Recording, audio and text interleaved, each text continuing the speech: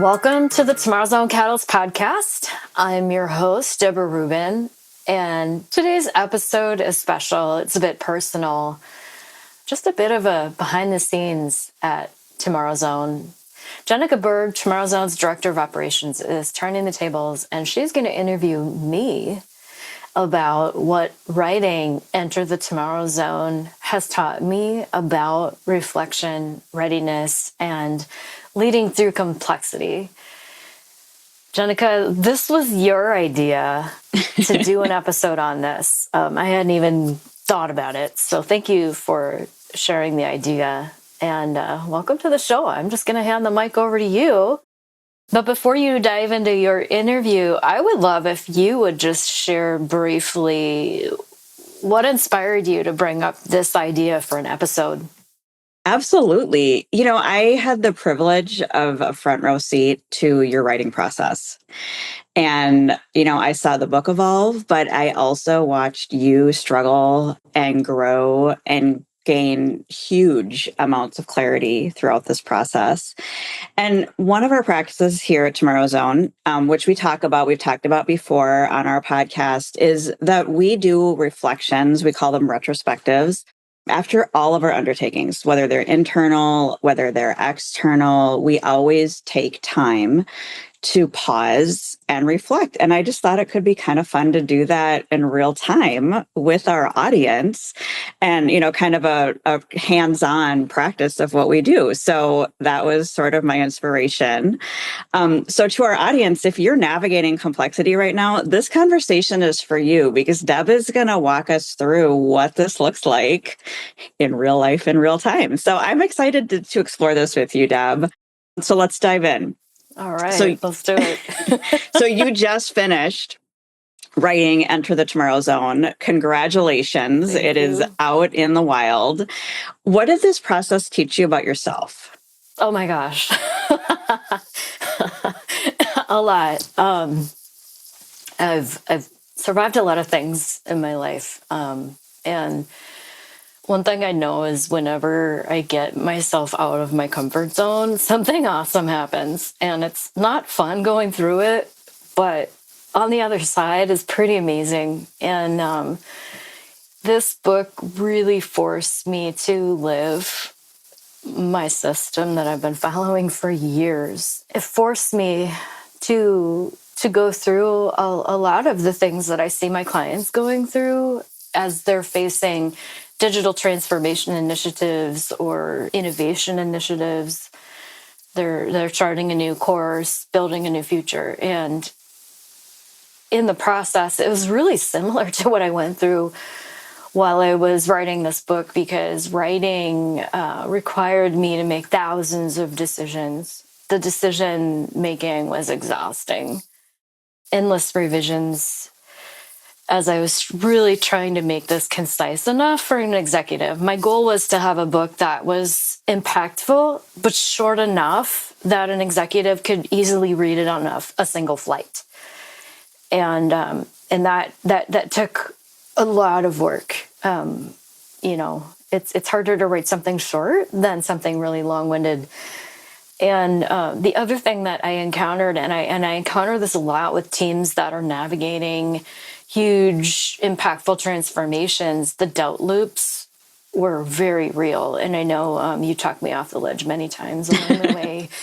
Oh my gosh, this is going to be awesome. I have so much to say. Oh my gosh, do I have anything of value to share with anyone? And it was just like this continuous process of realizing and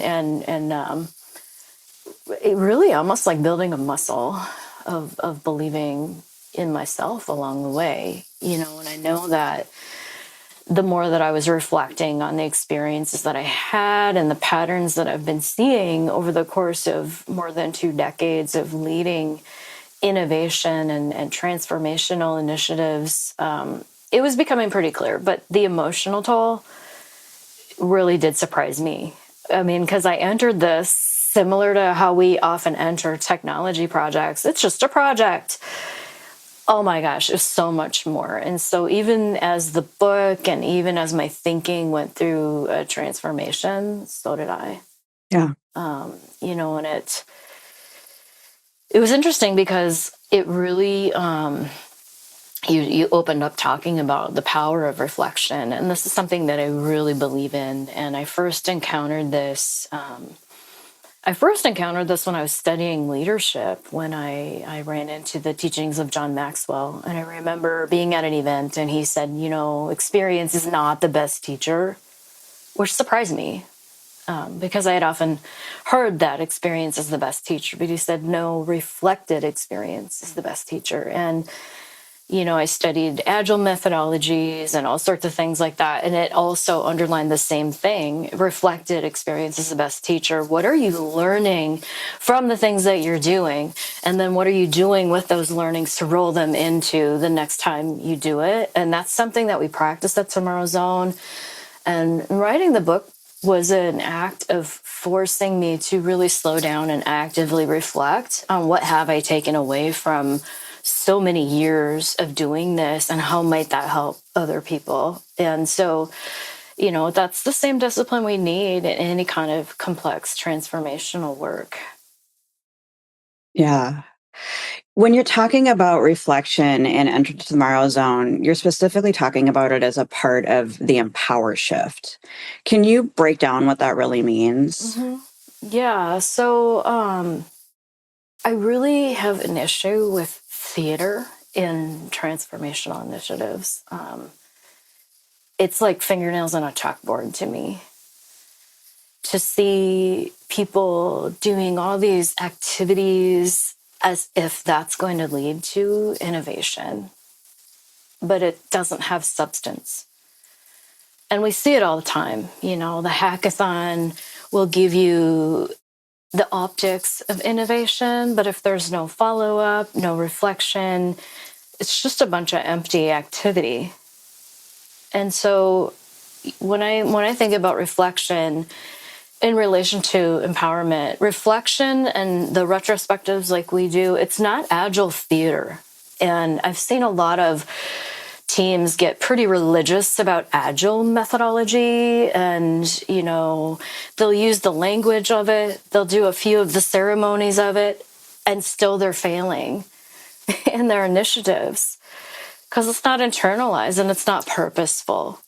It's just an activity to check off the list. And when we get into box checking, that's when we're really just doing the stuff, but there's no substance to it. And so when I'm thinking about reflection in a way that really empowers us to take on the future and to shape the future with intention, it's a purposeful pause to really take a look at, for the staying that we just did, what worked really well, and get honest about it and recognize what worked.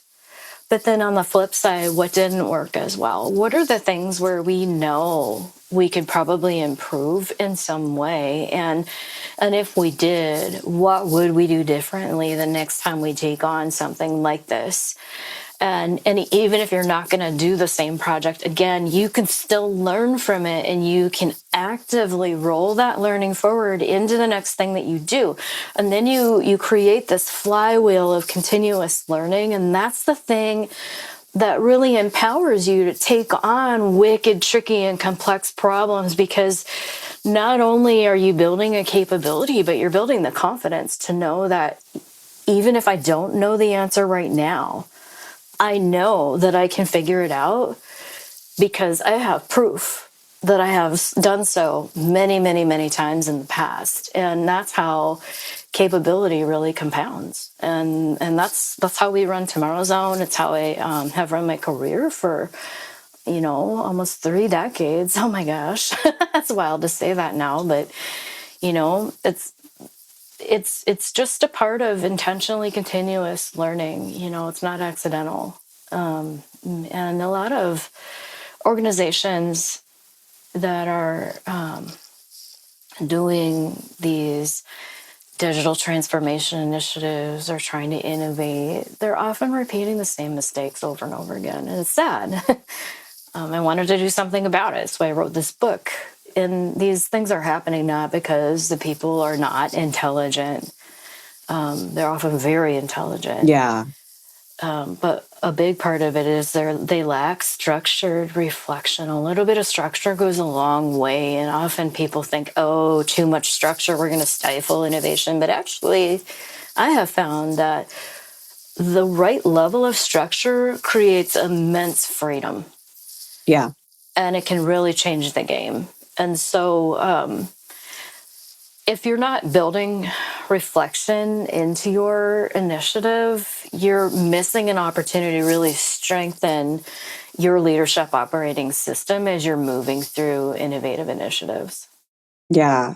And I can say tying that reflection to empower, being a part of these reflections and as a part of the team, having the freedom and the opportunity to reflect with everybody else about what worked well, what didn't, and then what could we do differently next time. It is empowering. I mean, it gives me ownership and it gives me fuel to do well, to continue what worked well, and to do more next time. I So think it yeah, also, I've watched, just even in our own team, I think it really builds trust. And, yeah, it's been said in the past that business moves at the speed of trust. But if you think about the level of authentic and transparent sharing it takes to have a discussion like this, even for an hmm, hour, it's pretty huge. And, we live in an age where we're surrounded by just swirling, continuous change coming at us from all sides. I joke around with my husband that the question of our day is real or not real. yeah, With the prevalence of AI and it's advancing so fast, and it just, there's not a day that goes by that we're not talking about that. Artificial this, artificial that. We're constantly faced with, distinguishing real from fake. When you do this exercise, it really forces you to get real. it does. It does. And that's a great lead into our next question. How did writing force you to confront clarity in a new way? Yeah. It really does force you to get clear. I think that's one of the best things about writing. And I had to face this every time I was getting into writing. And I had to really fight to get the focused time to write as well. There were so many other things pulling on me.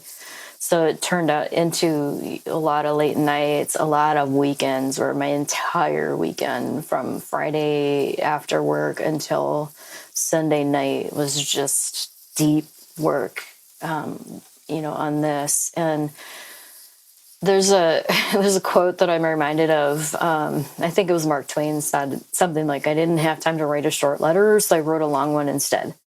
That's exactly what can happen in a really complex system, or if you're facing a complex system implementation or solving a tricky problem. We often feel pressure to move fast and skip that hard, deep thinking process. And it's easier and easier to skip today.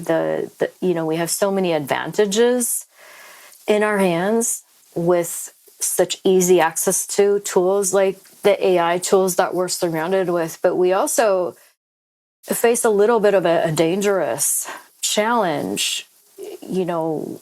Are you outsourcing your thinking?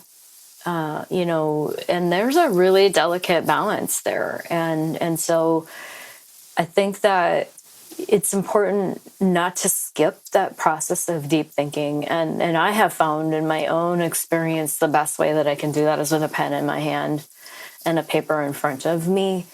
And not that I wrote this whole book by hand. Oh my gosh, it's 2026. Come on.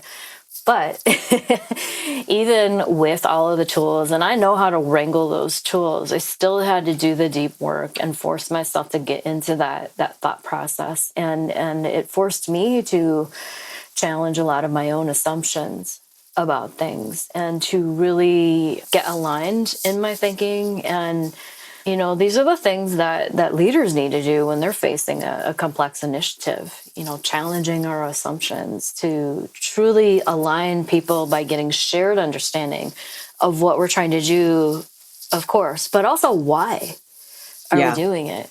and then make sure that we're solving the right problems and that we're simplifying as much as possible. And when you skip that process, you end up with that long letter.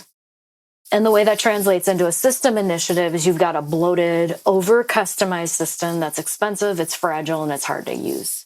And you're not going to get the ROI that you're anticipating, when you start. And so I guess the big takeaway, at least for me, simplicity is not accidental, it's intentional. And it takes more work to get there.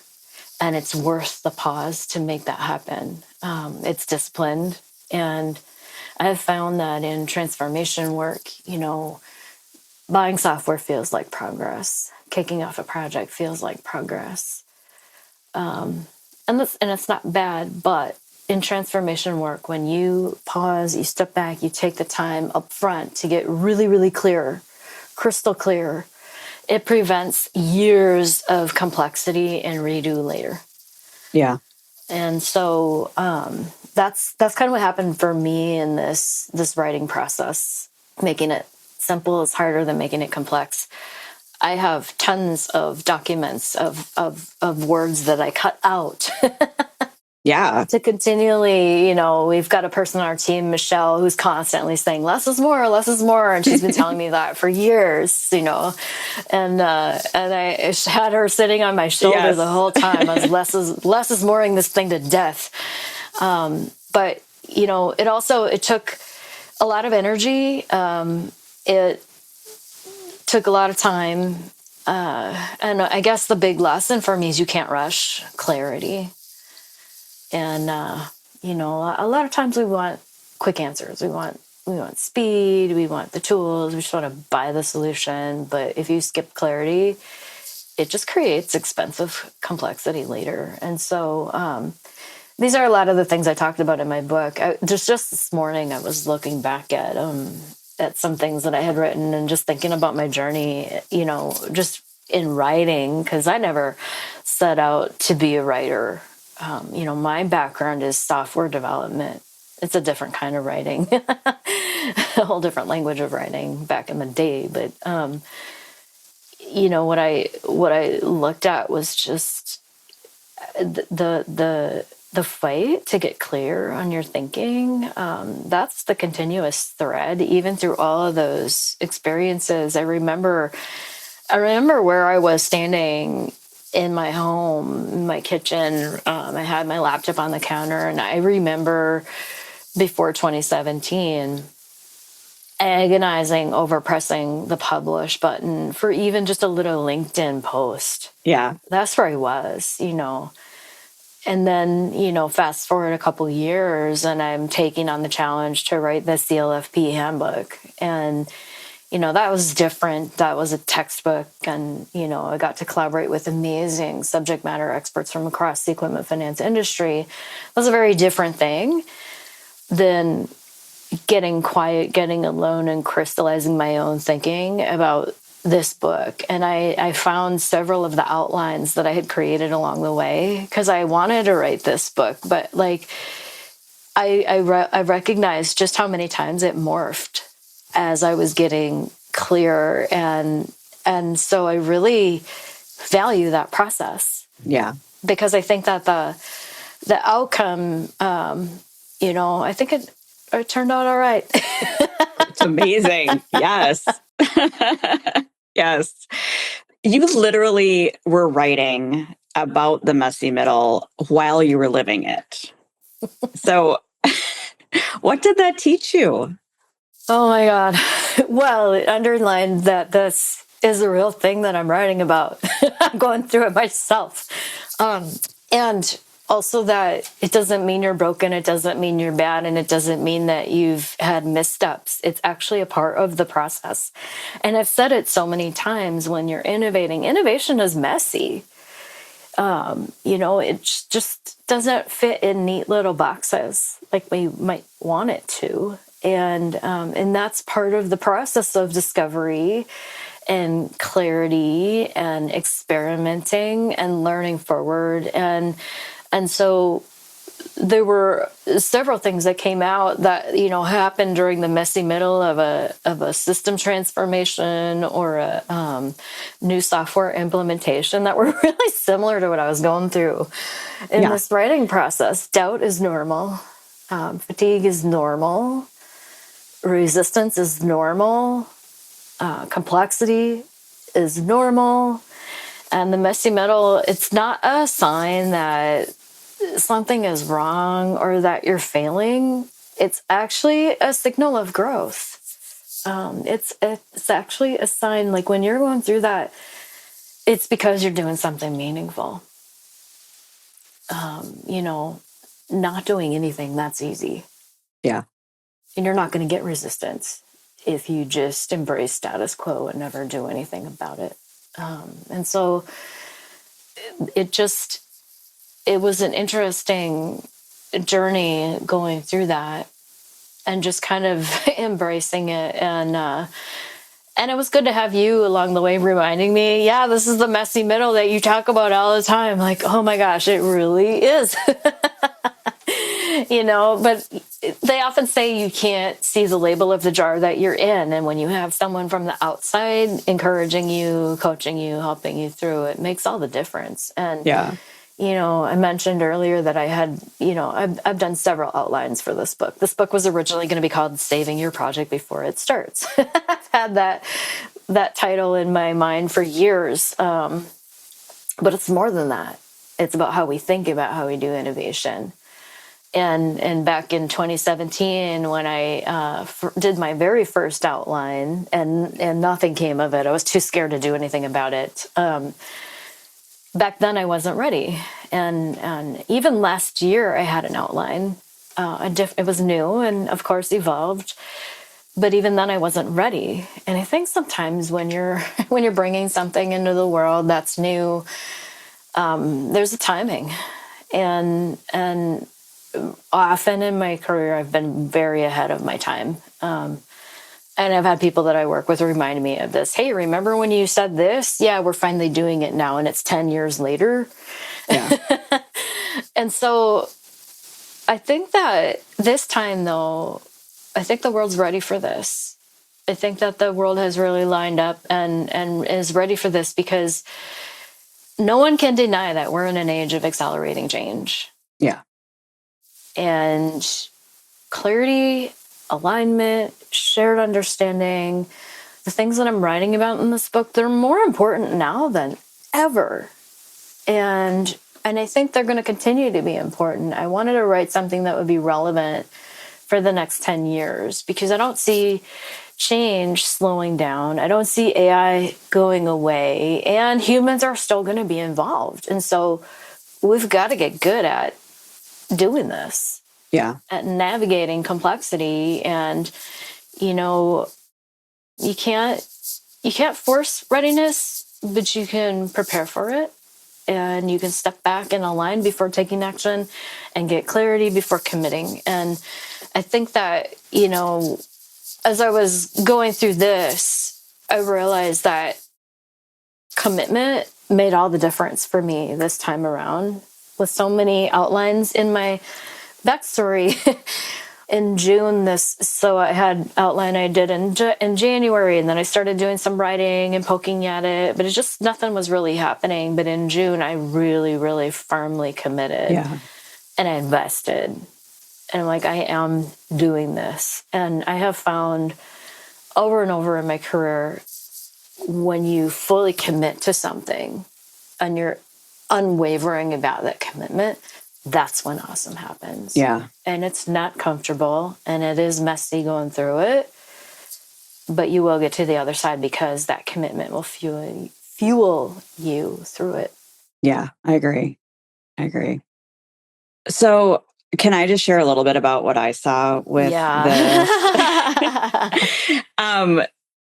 I have a vivid memory of it was in the middle of one of our many review processes, and I was reviewing, and then I stepped away to join a meeting with you, and you were just expressing some of the frustration because we were trying so hard to see around corners and to plan and to know what was coming next, and yet all these surprises kept popping up.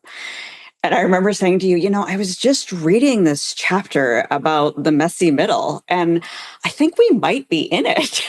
And we both just laughed. But it was such a good reminder of that reality that, when you tell the story about the little boy who would say, Dad, I can't know that. And, Yeah. that was the reality of it, is that as much as we were trying to see what was ahead, there are still surprises in a process and in a project this large. And just that like what not being surprised when there are surprises, if that makes sense. And just recognizing that, okay, something's going to pop up and we have to deal with that at the time, even when we didn't anticipate it. But the other thing that I realized is that, one of the services or one of the benefits that we can offer to our advisory clients is that we have done so many transformation projects that there are times we do see around corners. And we actually can be that translator between the technology company and the company that is doing the implementation. And I know that there were times that we had wished that we had a translator and we had a guide. And it just made me so grateful that we have the opportunity to provide that service, that's so valuable service, that we can get ahead of some of those surprises because of the expertise and just the experience that we have. So anyway, those were just some of the things that I kind of was reflecting on as I was thinking about this messy middle that we were in the middle of. Yeah. Well, I mean, we weren't speaking the same language with the publisher No. because they speak the language of publishing. Mm-hmm. And so even then it was continually leaning into getting clarity and getting shared understanding, and then implementing some of the things that we do regularly to get and sustain momentum and to sustain shared understanding throughout. And I think that helped us to get through the messy middle, and we kind of like, okay, we need to start implementing the things that we do on digital transformation initiatives in this, because I could see where we were veering off and not having shared understanding, and it was really hurting us. But once we kind of got that in line, it made a huge difference. And so I think these principles that I talk about in the book, they do translate into many different scenarios. Oh, absolutely. Not just equipment finance. Absolutely. Personal, professional. Yeah, absolutely. So you've said that this book reflects you, and knowing you as well as I do, and having had the privilege of reading the book a few times, I absolutely agree with that. But what does that mean to you? Well, man, it first of all required courage. I don't share a lot of my private life publicly, so I'm not like out there on Facebook and Instagram, just blasting my private life all over. And so I think at first, the first draft of this book, even, I remember you saying, oh my gosh, we need more of you in this. And it took courage to do that. Yeah. It took courage to tell my story. One of the reviews that I got was from a woman who actually teaches innovation for Columbia. And she said something about, most people would have buried that story and you started with it. And it was something I carried for many, many years, feeling shame and blame. But, I think that the thing I noticed along the way is that I saw too many professionals carrying that unnecessarily. And what I found is that it's not about shame and blame. It's about clarity. Yeah. It's about shared understanding and consistency, and actually living these mindset shifts that make innovation not only possible, but successful. And I believe that you don't have to just survive these initiatives. You can thrive through them, and you can come out the other side stronger, but it takes a different approach. And so it reflects me in that these really are my thoughts. I was collaborating with AI along the way, but also continually challenging, because, I would use it to kind of work out my thinking. But Yeah. one of the things I noticed is that AI was constantly trying to skew me in a certain direction. And I continually, I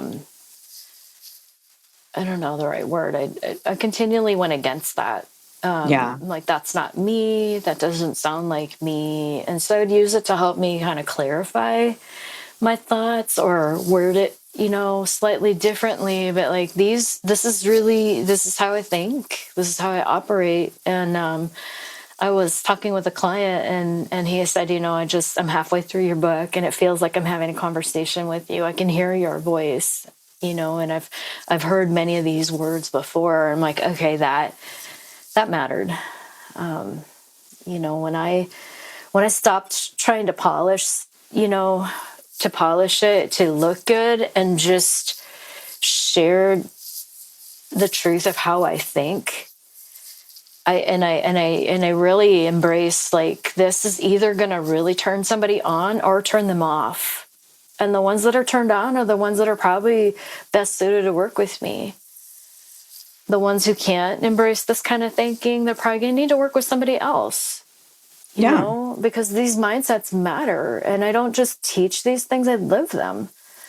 And so, the 5 shifts that I talk about in the book, they're real. I don't know how to get through innovation without these things. You have to align before you take action. And it's not a check mark. It's not a slide deck. It's a continuous process of connecting with your people to ensure that you're sustaining a shared understanding. And whenever you start to veer off of it, you question it, you stop, you check it, and you fix it. You've got to imagine beyond the status quo, or you're going to be stuck in the yesterday zone. Co-creating instead of dictating. It's not about buy-in. It's about creating shared ownership so that, your initiative and the bigger, better future that you're trying to create is actually pulling people forward.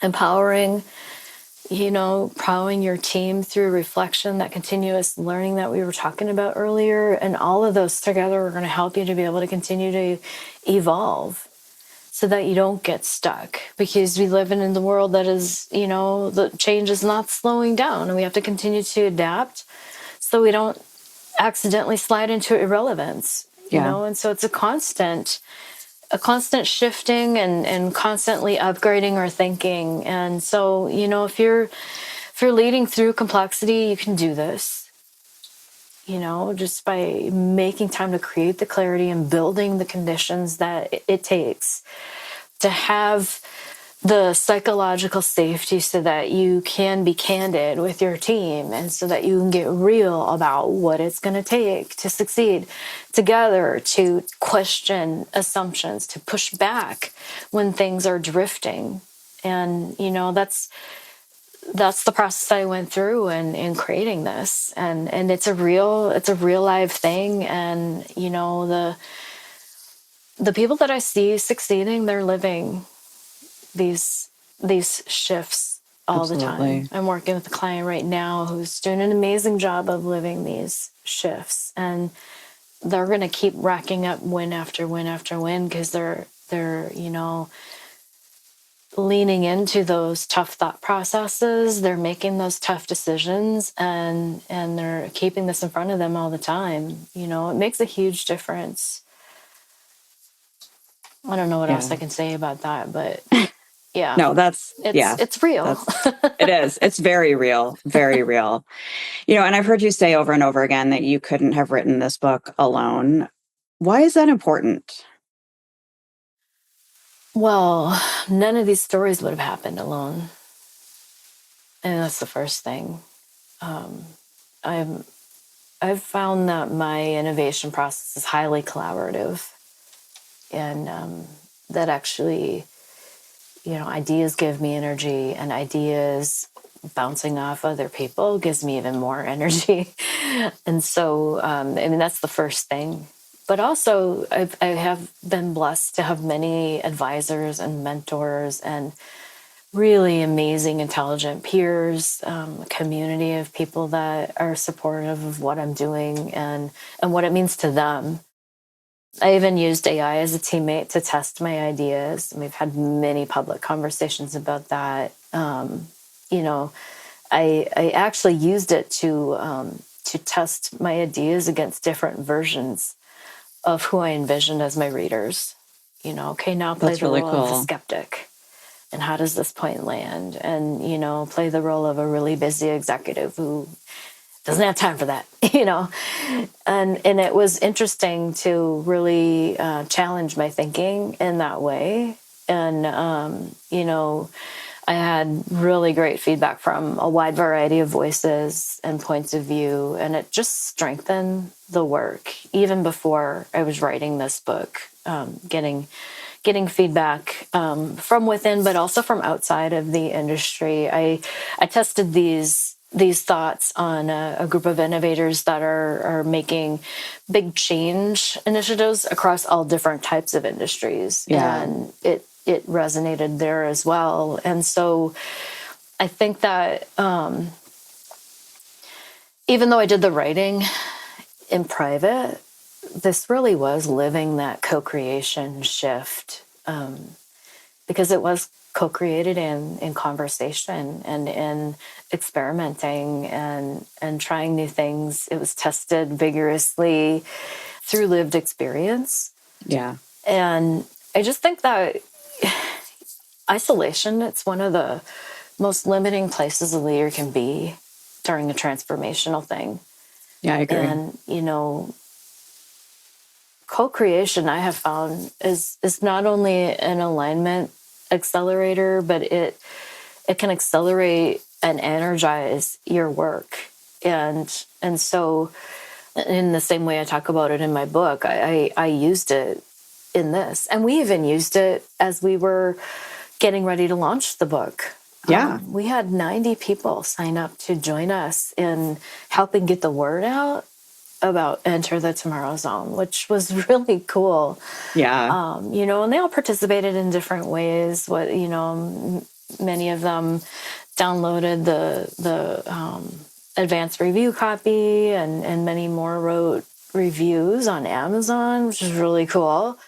Some people couldn't participate in that way, but they sent notes of encouragement. And I mean, all of that together just really energized this, Yeah. so that it's like, wow, I did do a lot of work. I'm not going to, say that I didn't. But at the same time, I had an amazing team of people. And then the team at Tomorrow Zone, I mean, we had our busiest year in serving clients at the same time I was doing this. And, Yeah. I had an amazing team at Tomorrow Zone that was, helping to keep all that moving, and at the same time keep me from going crazy as we were going through probably one of the more intense years Yeah. yet. And so, yeah, I think it's really been an amazing journey living the shifts, even as I was writing about them. Yeah. It was fun to really watch the process and see you get clarity and then test that out and then come back. It was just, it was such a beautiful living example of what you talk about and what you share and what you teach in the book. So it was really fun to be a part of. If someone listening is in their own messy middle right now, like they're listening to this and they're going, "Oh my gosh, that is me." What would you say to them? Um, Man, I know how intense that can feel, and you're not broken. You're not bad. It will feel intense, um, but it's also a part of doing meaningful work. Innovation is a messy business, and I think the thing we have to remember is we can be really, really hard on ourselves when we're going through this. But if you think about it, if you are truly innovating, you're more than likely doing something you've never done before. Yeah. And I'm not saying to let yourself off the hook. I do believe in discipline. I do believe in excellence. And at the same time, if you're doing something that you've never done before, you will encounter the messiness of doing something you've never done before. Yeah. It's part of the learning process. It's part of building new muscles, of bringing something new into the world. And, the thing is, you don't have to navigate that alone. And there are things that you can do that can help you to kind of reorient or reframe your thinking, even as you're going through that process. And I'm never going to say that it's easy, because it's not. You are walking through something that by nature is not comfortable. And, and if it gets too comfortable, you may be slipping into status quo again. Awesome things happen when you're on the edge of that. And so, there are really simple things that you can do. I mean, you can read the book, but you also can just take little sticky notes and set reminders for yourself that help adjust your thinking, even in the moment. I worked with someone, and one of my favorite ones is just take a little sticky note and write, so that ... And that remembers you, it reminds you that no matter what you're doing, no matter what you're exploring, can you answer that question, so that? Are you really interrogating and finding the why behind the thing? Because whenever you return to purpose, it energizes you and it helps to clarify the direction and the action that you're taking. The other thing that you can do is to pause. Sometimes you just have to pause, take a breath before rushing in. Take a breath before you start. And that helps you to make the time to challenge your assumptions, to get aligned with purpose. And sometimes you just need to, reset your nervous system. You are a human. Yeah, right. Jenica reminds me of this all the time. We've even done it with our clients. Like, she'll remind us to stop. Let's take a breath. Yeah. And let's actually just focus on what we're doing right now, and leave all of the other things aside for a moment, so that we can, make the most of the time we have together.